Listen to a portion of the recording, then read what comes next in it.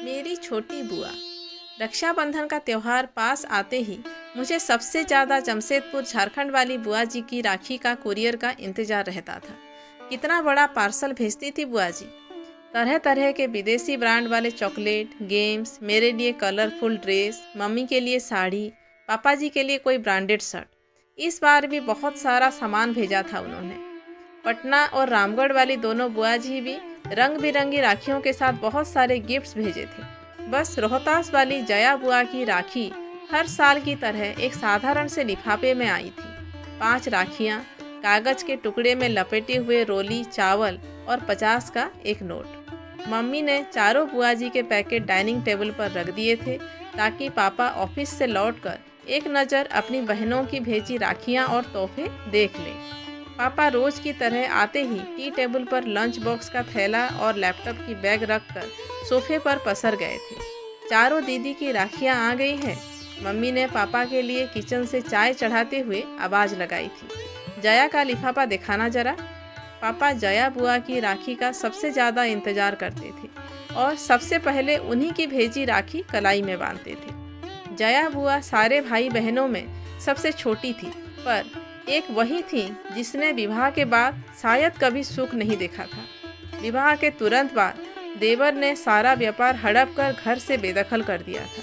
तब से फूफा जी की मानसिक हालत बहुत अच्छी नहीं थी। मामूली सी नौकरी कर थोड़ा बहुत पैसा कमाते थे। बेहद मुश्किल से बुआ घर चलाती थी। इकलौते बेटे श्याम को भी मोहल्ले के साधारण से स्कूल में डाल रखा था।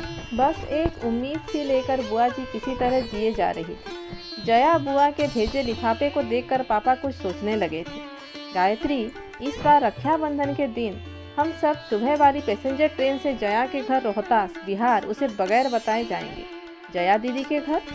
मम्मी तो पापा की बात पर एकदम से चौंक गई थी। आपको पता है ना उनके घर में कितनी तंगी है। हम 3 लोगों का नाश्ता खाना भी जया दीदी के लिए कितना भारी हो जाएगा। वो कैसे सब कुछ मैनेज कर पाएगी। पर पापा की खामोशी बता रही थी। उन्होंने जया बुआ के घर जाने का मन बना लिया है और घर में ये सबको पता था कि पापा के निश्चय को बदलना बेहद मुश्किल होता है। रक्षाबंधन के दिन सुबह वाली धनबाद की देहरी ऑन सोम पैसेंजर से हम सब रोहतास पहुंच गए थे। बुआ घर के बाहर बने बरामदे में लगी नल के नीचे कपड़े धो रही थी। बुआ उम्र में सबसे छोटी थी, पर तंगहाली और रोज की चिंता फिक्र ने उसे सबसे उम्र दराज बना दिया था। एकदम पतली दुबली कमजोर सी काया, इतनी कम उम्र में चेहरे की त्वचा पर सिलवटें साफ दिख रही थी। बुआ की शादी का फोटो एल्बम में मैंने कई बार देखा था। शादी में बुआ की खूबसूरती का कोई जवाब नहीं था। शादी के बाद के 11 वर्षों की परेशानियों ने बुआ जी को कितना बदल दिया था। बेहद पुरानी घिसी सी साड़ी में बुआ को दूर से ही पापा मम्मी कुछ क्षण के लिए देखे जा रहे थे। पापा की आंखें डबडबा सी गई थी। हम सब पर नज़र पड़ते ही बुआ जी एकदम चौंक गई थी। उन्हें समझ नहीं आ रहा था कि वो कैसे और क्या प्रतिक्रिया दें। अपने बिखरे बालों को संभाले या अस्त व्यस्त पड़े घर को दुरुस्त करे। उनके घर तो बरसों से कोई मेहमान नहीं आया था। वो तो जैसे जमाने पहले भूल चुकी थी कि मेहमानों को घर में अंदर आने के लिए कैसे कहा जाता है। बुआ जी के बारे में सब बताते हैं कि बचपन से उन्हें साफ सफाई और सजने संवरने का बेहद शौक रहा था, पर आज दिख रहा था कि अभाव और चिंता कैसे इंसान को अंदर से दीमक की तरह खा जाती है। अक्सर बुआ जी को छोटी मोटी ज़रूरतों के लिए कभी किसी के सामने तो कभी किसी के सामने हाथ फैलाना होता था। हालात ये हो गए थे कि ज़्यादातर रिश्तेदार उनका फ़ोन उठाना बंद कर चुके थे। एक बस पापा ही थे जो अपनी सीमित तनख्वाह के बावजूद कुछ न कुछ बुआ को दे दिया करते थे। पापा ने आगे बढ़कर सहम सी गई अपनी बहन को गले से लगा लिया था। भैया, भाभी, मन्नू, तुम सब अचानक आज? सब ठीक है ना? बुआ ने कांपती सी आवाज़ में पूछा था।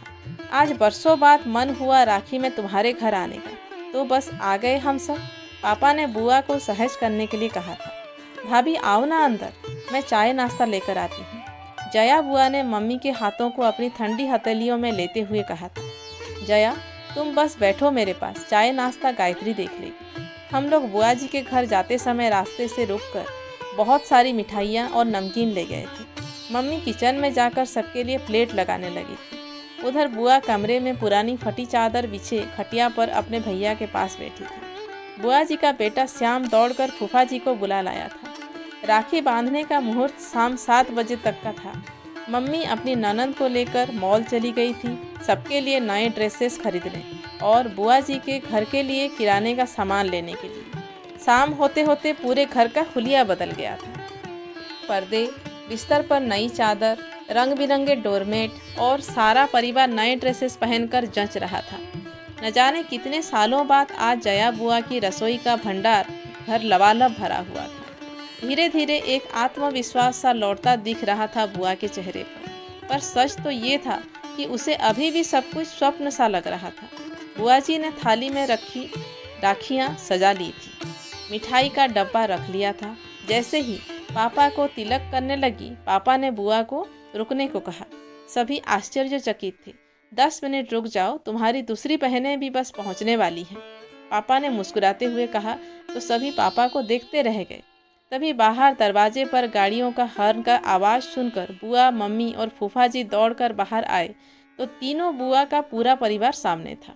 जया बुआ का घर मेहमानों से खचाखच भर गया था। महाराजगंज वाली नीलम बुआ बताने लगी कि कुछ समय पहले उन्होंने पापा को कहा था कि क्यों ना सब मिलकर चारों धाम की यात्रा पर निकलते हैं।